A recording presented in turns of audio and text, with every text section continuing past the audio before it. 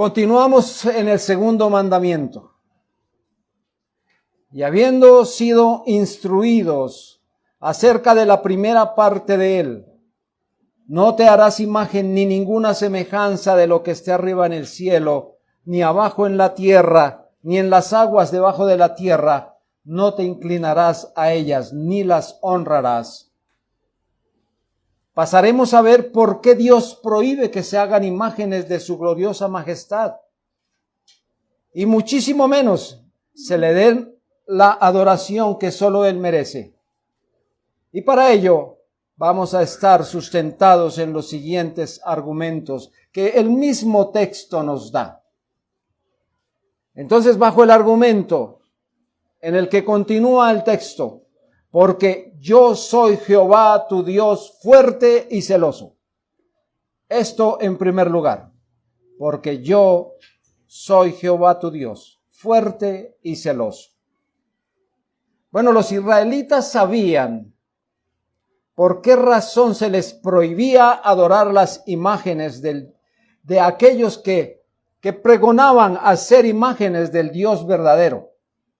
Bueno, después de la cautividad, los israelitas entendieron esta verdad y vieron la prohibición de no adorar imágenes talladas o de pinturas, cualquiera que esas fueran.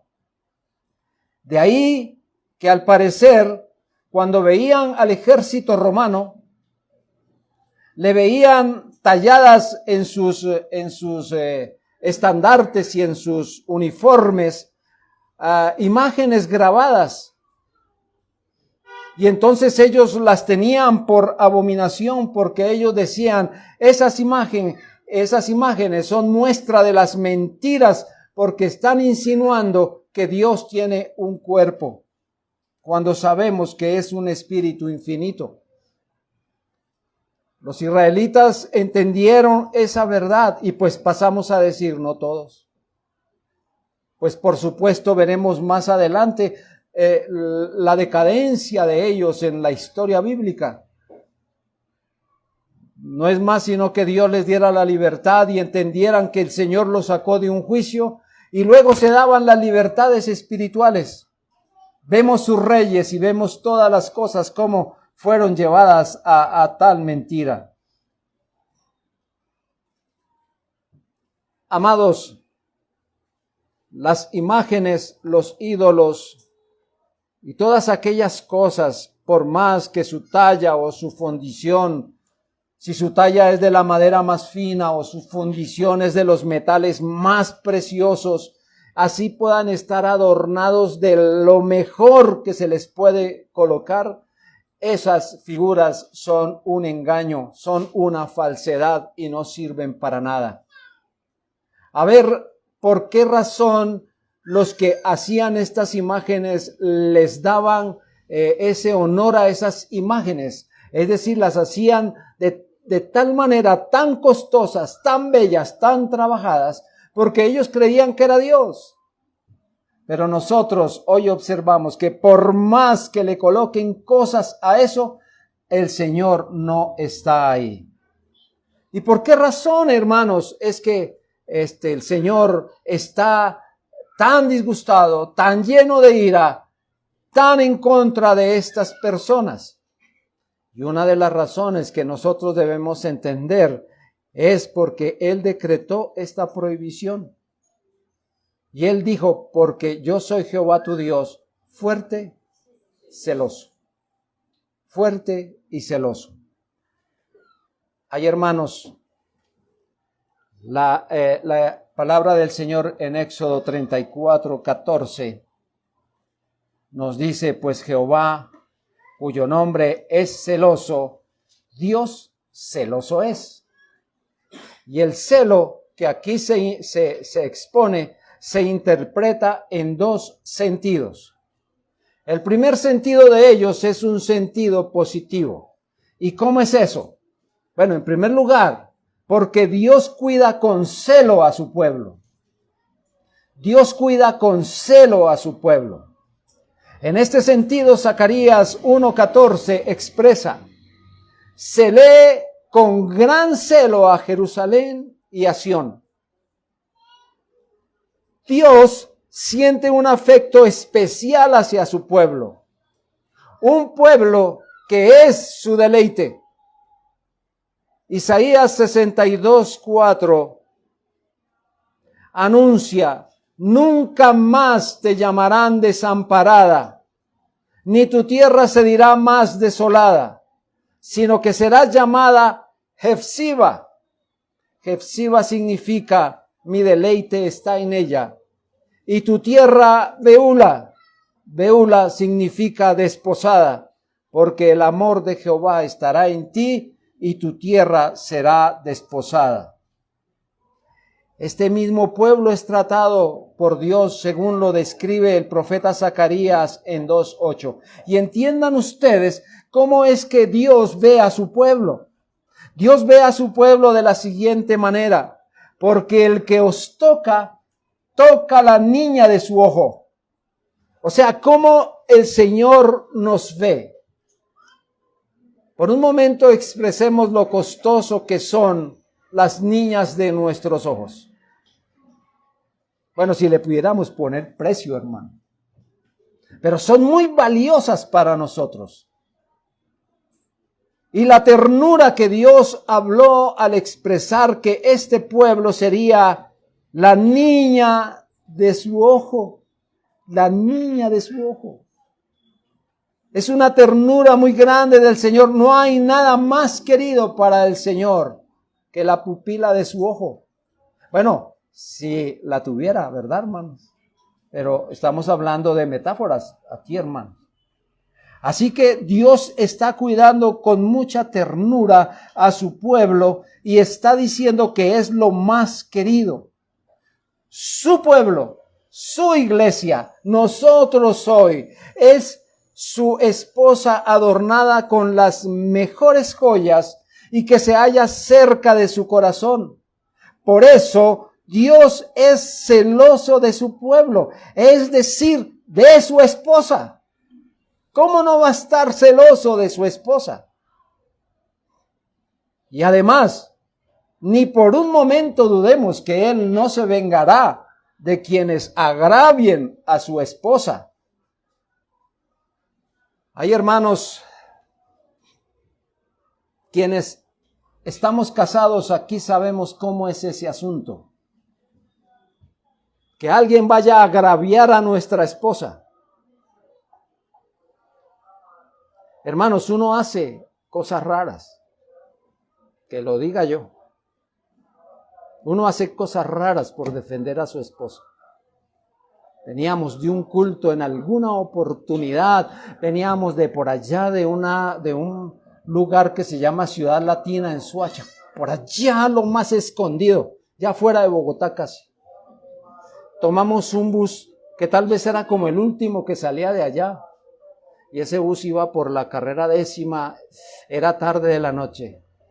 Pero cuando tomamos este bus, hubo un momento en que un muchacho, no sé qué le hizo a ella, hasta la hora que no sé, ni me lo ha dicho. No sé qué pasó. Pero yo vi el movimiento tan raro ahí y le pregunté, ¿qué pasó ahí? Me dijo, no señor, nada. ¿Cómo que no pasó nada? O sea, su actitud era otra cosa. ¿Cómo así que no pasó nada? Y entonces cuando lo miré, él se dio cuenta del asunto y empezó a correrse hacia atrás en el bus todo preocupado porque no podía pasar. Y yo también abriéndome campo para alcanzar al susodicho galán. El tipo alcanzó la puerta, timbró y se bajó y yo detrás de él. Lo busqué, no lo hallé. Detrás se bajó mi esposita y estaba embarazada entonces. Y entonces volteé a mirar y no lo hallé ni nada. Y cuando me di cuenta el sector donde me había bajado era el peor sector de la carrera 10ª. Y era tarde y yo, ay, caray, lo que hice. Todo porque agraviaron a mi esposa. Hermanos, el Señor sabe que quien se mete con su iglesia no la sacará gratis. Así que dejemos, hermanos, que sea el Señor que cuide su iglesia. Pero su iglesia tiene que cuidarse de amar al Señor y de ser sincera en su amor para con Dios, en el cumplimiento de la voluntad del Señor. Isaías 42:13. Dice el profeta: Jehová saldrá como gigante y como hombre de guerra despertará celo, gritará, voceará, se esforzará sobre sus enemigos. Dios considera que lo que se le hace a su iglesia y a sus santos es como si se lo hicieran a Él. Por eso Él tiene celo de su iglesia. Así está considerado en Romanos, en Segundo de Reyes 19:22. ¿A quién has vituperado y blasfemado? ¿Y contra quién has alzado la voz y has levantado en alto tus ojos? Contra el Santo de Israel. Dios destruirá a los que aflijan a Sión. Ese es el celo del Señor. Y no lo dudemos, que eso es lo que hace el Señor hoy con su iglesia. Esa es la parte positiva del celo del Señor. Pero ahora veamos la parte negativa del celo del Señor. Dijimos en primer lugar que Dios cuida con celo a su pueblo. Y ahora, en este segundo punto, Dios está celoso de su pueblo.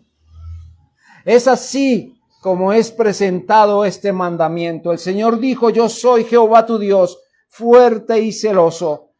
Dios muestra su celo contra su pueblo, de que vaya en pos de otros falsos dioses, o que se le adore falsamente por ser el único Dios verdadero, y que se profane su gloriosa majestad por medio de imágenes. Dios quiere tener una esposa cerca y que lo ame, y que no vaya tras otros amantes. Oseas 3:3 es una pintura que hay aquí con relación de su pueblo hacia el Señor. Oseas 3:3 dice: tú serás mía durante muchos días, no fornicarás ni tomarás otro varón. ¿Qué está diciendo el Señor aquí? Hermanos, somos únicamente del Señor, porque nuestro Dios es único. Esa es la razón. El Señor nuestro Dios no tolera la existencia de rivales. Debemos entregar nuestro amor conyugal, un amor acompañado de alabanza y adoración, y esto exclusivamente a nuestro Dios.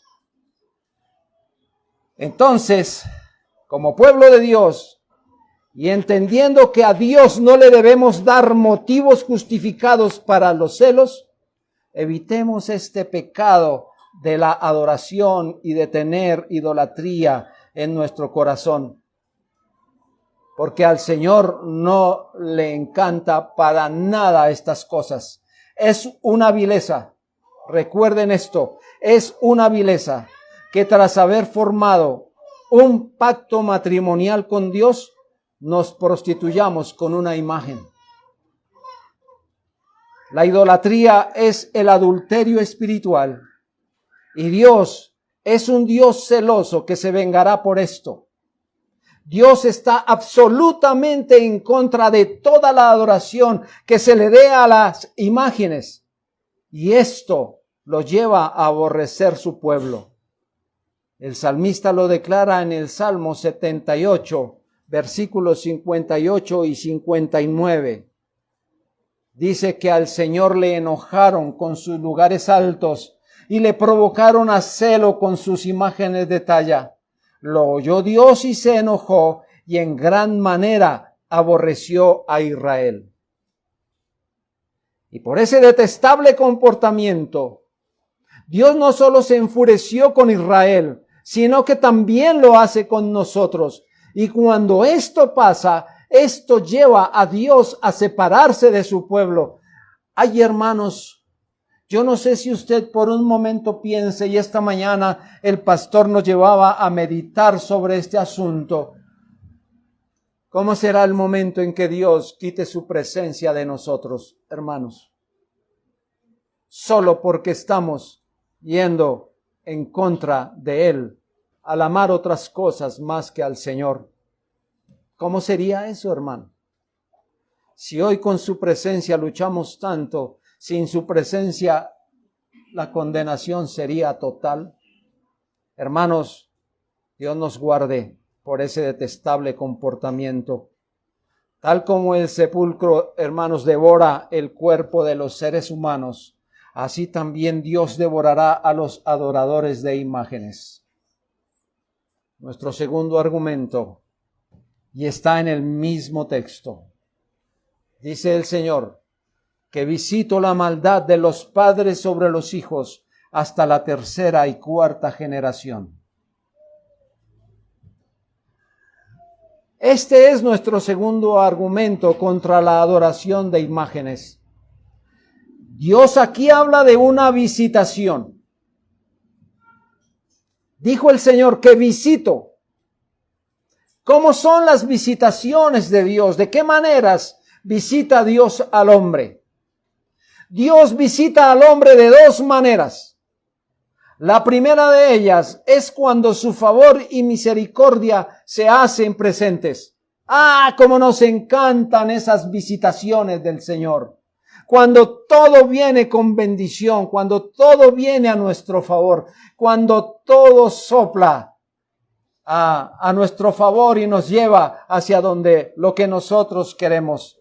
El Salmo 65, versículos 8 y 9. Por tanto, los habitantes de los fines de la tierra temen tus maravillas. Tú haces alegrar las salidas de la mañana y de la tarde. Visitas la tierra y la riegas. En gran manera la enriqueces. Con el río de Dios lleno de aguas, preparas el grano de ellos cuando así la dispones. Dios nos ha visitado, hermanos, con sus maravillosos favores. Esta es una visita del Señor, cuando nos permite estar juntos en comunión. Hermano, no demos por sentado de que esto pasará siempre así.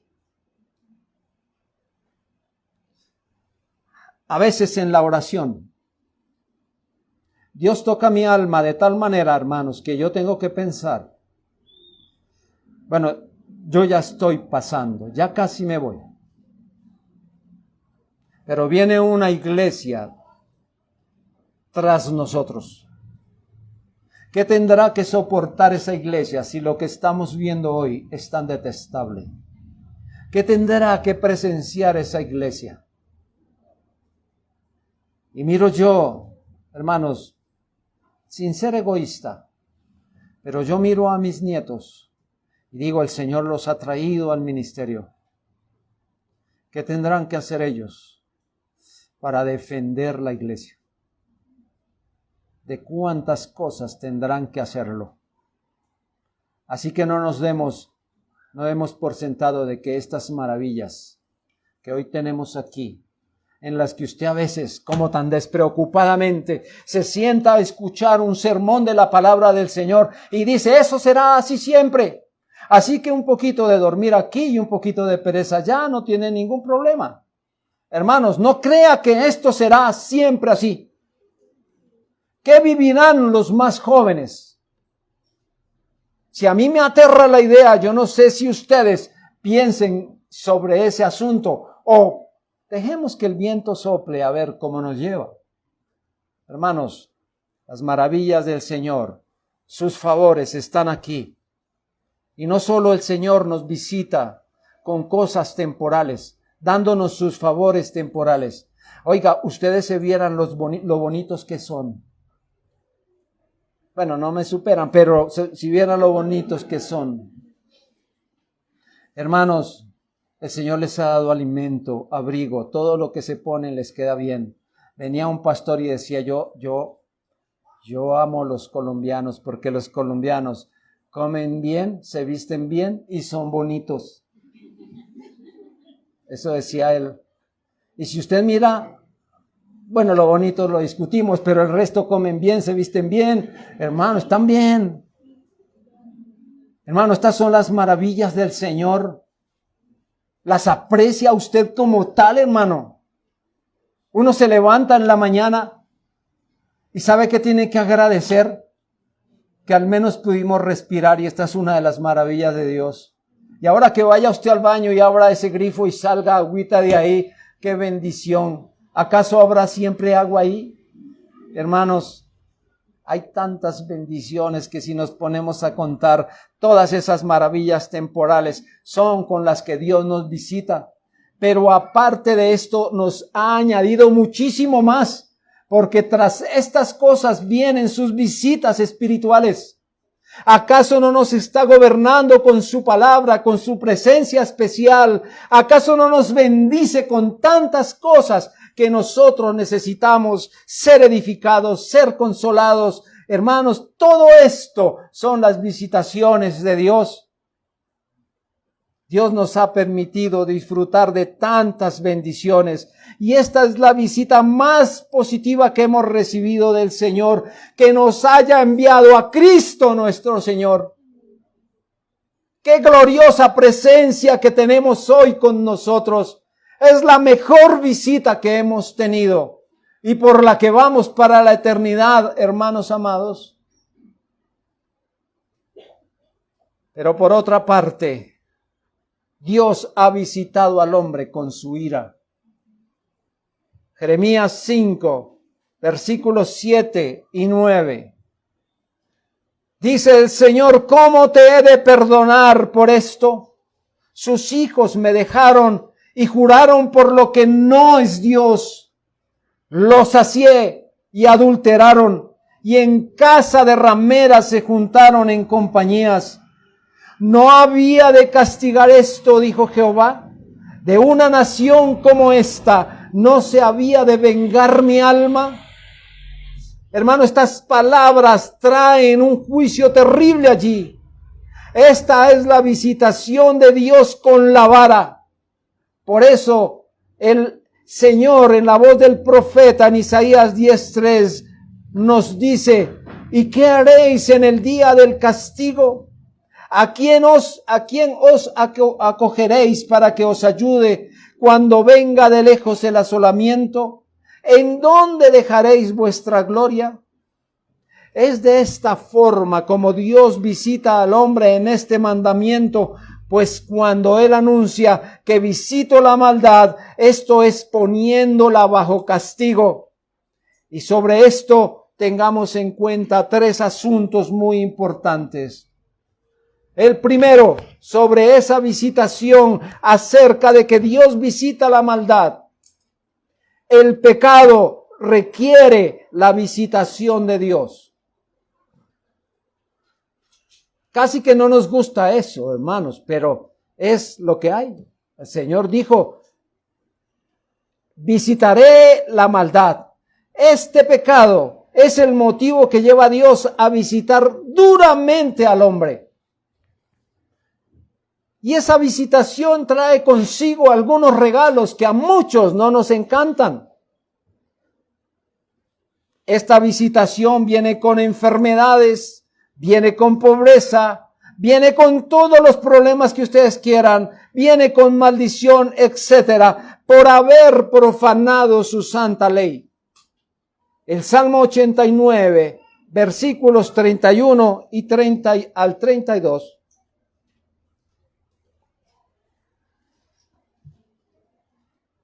Si profanaren mis estatutos y no guardaren mis mandamientos, entonces castigaré con vara su rebelión, con azotes sus iniquidades.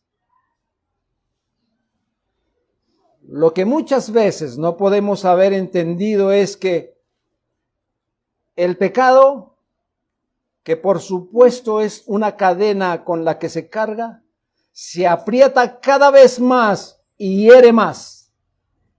El pecado no da libertad, hermano. El pecado causa más dolor. El pecado crea y es la fuente de todos los problemas. El pecado es la hiel en nuestra copa, las piedrecitas en nuestro pan. El pecado es el caballo de Troya, la hojarasca que lo incendia todo. Es el desastre completo. Ese es el pecado. Por esa razón es necesaria la visitación de Dios, y mucho más cuando este pecado es contra Él mismo. La segunda razón es que el pecado por los que Dios visita especialmente al hombre es la idolatría y la adoración a otros dioses. Bien, hermanos, el texto dice, porque visito la maldad de los padres. La mayoría de los dardos envenenados está dirigido a los idólatras. Jeremías 7:12 dice, andad ahora a mi lugar en Silo, donde hice morar mi nombre al principio, y ved lo que le hice por la maldad de mi pueblo Israel. Yo les quiero decir sobre esta cita que Silo fue el primer lugar en donde estuvo el santuario del Señor, allá en la tierra de Canaán. Josué 18:1 dice, toda la congregación de los hijos de Israel se reunió en Silo y erigieron allí el tabernáculo de reunión después que la tierra les fue sometida. Y fue entonces allí, en ese lugar, en donde los servidores del santuario se corrompieron totalmente, por lo cual Dios los abandonó, y esto por causa de la idolatría de Israel. Dios permitió que el ejército de Israel fuera arrasado, sus sacerdotes ejecutados y el arca tomada cautiva, de cuyo regreso de Silo no sabemos, pero lo que sí entendemos era que este pueblo fue arrasado por causa de su idolatría. Jerusalén era una de las metrópolis más grandes del mundo, y la ubicación de ella era en donde se encontraba el templo. Se describe en el Salmo 122:4. Y allá subieron las tribus de Jehová, conforme al testimonio dado a Israel, para alabar el nombre de Jehová. ¡Qué alegría tenía esa ciudad de Jerusalén! Sin embargo, no les faltó colocar lugares altos e imágenes. Entonces Dios se valió de los caldeos que asediaron la ciudad y la quemaron. Quemaron la casa de Jehová, la casa del rey, todas las casas de Jerusalén, aún las casas de los príncipes quemaron a fuego y se apropiaron de todo lo que Dios les había dado. ¿Todo por causa de qué? De su adulterio, de su fornicación espiritual. En todo lugar donde Dios había puesto su presencia, y ellos por causa de la idolatría abandonaron ese favor de Dios. Por eso Dios también se quitó de ellos y los dejó a merced de aquellos que los destruyeron. Esa es la manera como Dios ha venido a visitar el pecado que Dios odia mayormente. Esas son las improntas especiales de su ira contra los idólatras. La idolatría fue la causante de esas iglesias que ustedes y yo hemos leído en Apocalipsis. Que esas iglesias de Asia cayeran en desgracia y se les quitara el candelero de oro. Dios visita así por la maldad y por la idolatría. En tercer lugar, los idólatras no solo son enemigos de sus propias almas, sino también de las de sus hijos. Porque dice el mandamiento, visito la maldad de los padres sobre los hijos. A ver, hermanos, esta frase puede causar alguna confusión. Y les voy a decir por qué. Porque en alguna parte de la Escritura nosotros hemos encontrado que Dios castigaría a los pecadores por su pecado. Ezequiel 18:20 dice, El alma que pecare, esa morirá. Pero más adelante dice el texto, el Hijo no llevará el pecado del Padre, ni el Padre llevará el pecado del Hijo. La justicia del justo será sobre él, y la impiedad del impío será sobre él.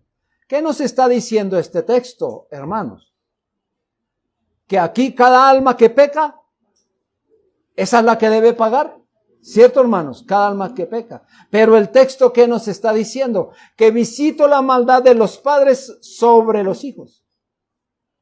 Pero hay otro texto, hermano, en Jeremías 31, 29 y 30. En aquellos días no dirán más, los padres comieron las uvas agrias y los dientes de los hijos tienen la dentera, sino que cada cual morirá por su propia maldad. Los dientes de todo hombre que comiere las uvas agrias tendrán la dentera. Es decir, hermano, el que peca es el responsable y no otros. Si bien es cierto, hermano, estos textos nos están diciendo que cada uno responderá por sus pecados y que el juicio de Dios vendrá individualmente por esto. Pero también nos afirma la Biblia que un padre transmite la idolatría a sus hijos y por ende también la ira y la maldición de Dios a sus hijos. Porque Dios visita la maldad de los adoradores de imágenes sobre sus hijos. Aunque un hijo no sea condenado por el pecado de su padre, puede ser castigado severamente por él. Aquí tenemos varios ejemplos de esto. Jeroboam pensaba que había levantado su reino por medio de la adoración idólatra. Pero más bien, eso fue lo que le sirvió como motivo total de su destrucción. Lo encontramos descrito en Primera de Reyes 14:10. Por tanto, he aquí que yo traigo mal sobre la casa de Jeroboam y destruiré de Jeroboam todo varón, así de siervo como el libre en Israel, y barreré la posteridad de la casa de Jeroboam como se barre el estiércol hasta que sea acabada. ¿Qué nos está diciendo el texto, hermano? ¿Quién pecó? Jeroboam. ¿Y sobre quién fue el castigo? Sobre sus descendientes. Porque quiérase o no, uno influye de manera importante sobre los hijos. O para bien o para mal. Hermanos, si en su casa hubo idolatría, muy seguramente que usted fue inducido a eso. De eso podemos hablar harto. Pero hay un momento en la vida de nosotros que el Señor hizo un alto y nos permitió salir de esos lugares donde se adoraban imágenes. Aquí hay otro ejemplo, hermano. La idolatría de Acab. Acab agravió a sus descendientes, que perdieron el reino y fueron decapitados en su totalidad. Segundo libro de Reyes 17. Tomaron a los hijos del rey y degollaron a los 70 varones y pusieron sus cabezas en canastas. Así nos podemos dar cuenta aquí que Dios visitó la maldad de los padres sobre los hijos. En este caso, los hijos reciben su desgracia. El pecado de su padre los destruye. Esto debe ser causa de tristeza, ser hijo de un idólatra o de un adorador de imágenes. Hermanos, para no ir tan lejos con esto y de saber que muchas veces el hijo carga con el lastre que dejó el papá, díganme nomás aquí, hablando entre nos, el hijo de Pablo Escobar, ¿cómo lo tratan en este mundo? ¿Es un personaje bienvenido a donde va? ¿Es hijo de ese señor? No lo queremos aquí. Bueno, pues si yo no hice nada, dice él. Sí, pero es hijo de él. Y algo debe traer ahí adentro. Hermanos.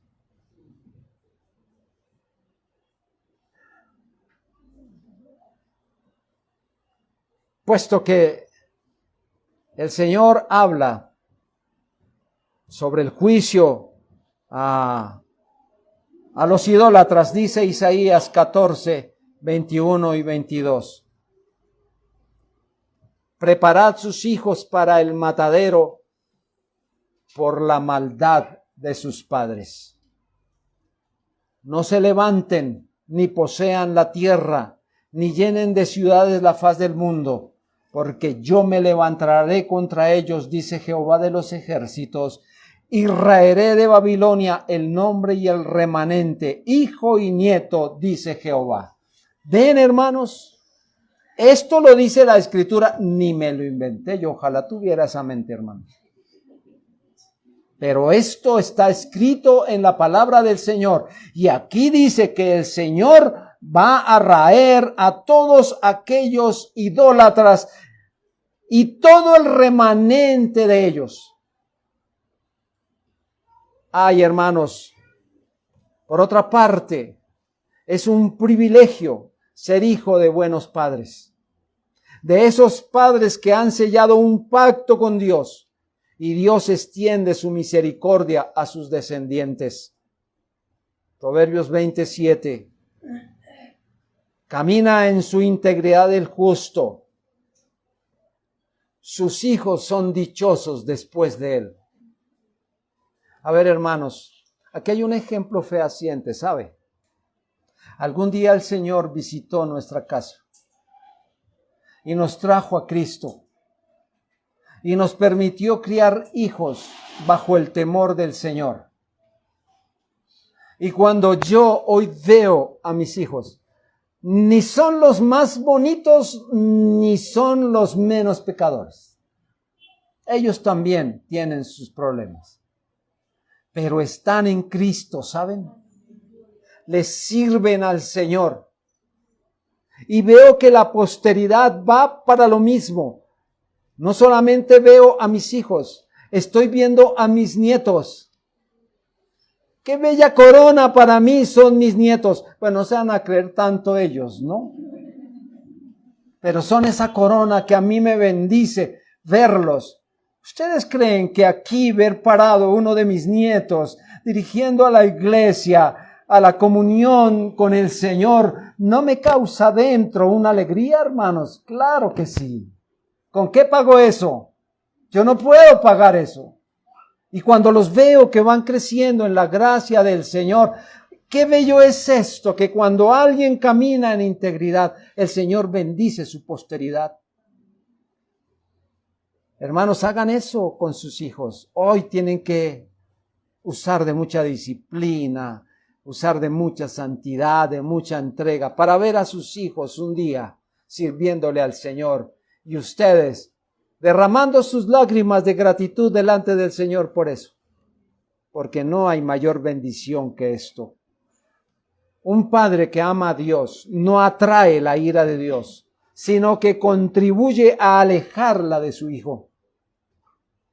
Es ese padre que siembra principios bíblicos en su hijo y lo hace objeto de su bendición por medio de sus oraciones. Es un imán que atrae a su hijo a Cristo por medio de un buen consejo y un buen ejemplo. Eso es un padre piadoso. Tercero, estoy en el texto ya. Lo primero, que visito la maldad de los padres sobre los hijos. Y tercero, de los que me aborrecen. Otro de los argumentos contra la idolatría y adoración de imágenes es que forma parte de aborrecer a Dios. La adoración de imágenes pretende ser una forma de adorar y amar a Dios, pero Dios lo interpreta como odio. Se puede decir que la que ama a otro hombre aborrece a su esposo. Así que quien ama a una imagen aborrece a Dios. Se dice de los idólatras que son adúlteros para con Dios. Éxodo 34:15. Éxodo 34:15. Por tanto, no harás alianza con los moradores de aquella tierra, porque fornicarán en pos de sus dioses y ofrecerán sacrificio a sus dioses. ¿Cómo pueden estas personas amar a Dios?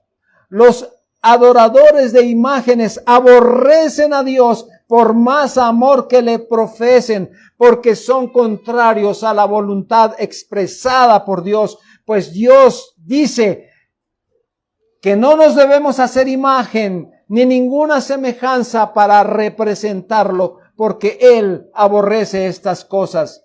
Sin embargo, el idólatra levanta imágenes y las adora, lo cual Dios lo considera como un acto de aborrecimiento contra Él. ¿Cómo puede amar un hijo a su padre si hace todo lo posible para contrariarlo? ¿Cómo es posible que esto ocurra? Además de esto, el idólatra cierra las puertas de la verdad, borra de un plumazo el segundo mandamiento y crea una imagen visible del Dios invisible. Introduce una mentira en la adoración de Dios y con esto se está demostrando que en lugar de amarlo, lo aborrece. Dos asuntos para terminar. Quedo debiendo aún una parte de este texto que lo veremos en otra oportunidad. Pero a esto hay dos asuntos para terminar. Primero, Dios arrojará todos sus dardos mortíferos contra los idólatras. Sobre ellos caerán todas sus plagas y las maldiciones del libro de Dios. El Señor les dará el pago a aquellos que obran de esa manera, porque son personas que lo aborrecen, son personas que se creen muy devotas, pero adoran imágenes, levantan un crucifijo, lo besan, le encienden velas. Por esto cabe decir que no aman a Dios, sino que lo aborrecen. Y en segundo lugar, hermanos, que sea una exhortación para todos, como decíamos esta mañana, a huir de la idolatría y la adoración a otros dioses. Que no seamos contados con los que aborrecen a Dios, pues el apóstol Juan nos dice en primera de Juan 5:21, hijitos, guardaos de los ídolos. Amados, el apóstol está diciendo, hijitos, guardaos de los ídolos. ¿Por qué nos diría el apóstol eso? ¿Por qué nos advierte eso? ¿Porque será posible que esto pase, hermanos? Sí. Un día en mi oración le decía al Señor, ay Dios, gracias por mis nietas, con el permiso de mis nietos que hay aquí. Pero gracias a Dios por mis nietas. Y veo que una de ellas ha salido toda graciosa y toda hermosa y todo, y la queremos mucho. Yo le decía, ay Señor, que no vayamos a entrar en una idolatría con esa niña, porque estamos a puertas de que eso pase. Así que tenemos que tener control sobre esto, porque, como decía esta mañana, somos muy proclives a que esto ocurra. Mantengámonos alejados de las imágenes de la idolatría, porque con ellas desataremos los celos y la ira de Dios, y podemos acabar en el infierno bebiendo la copa de la fornicación, exactamente igual que por los demás pecados crasos y flagrantes que podemos tener. En conclusión, Dios es un Dios celoso que no aceptará rival alguno. Visitará la maldad de los padres sobre los hijos, transmitirá una plaga a sus descendientes. Quien es un amante de las imágenes y de los dioses ajenos es un aborrecedor de Dios. Guardémonos pues de la idolatría. Si amamos nuestras almas, cuidémonos de este pecado contra el segundo mandamiento. Oremos al Señor.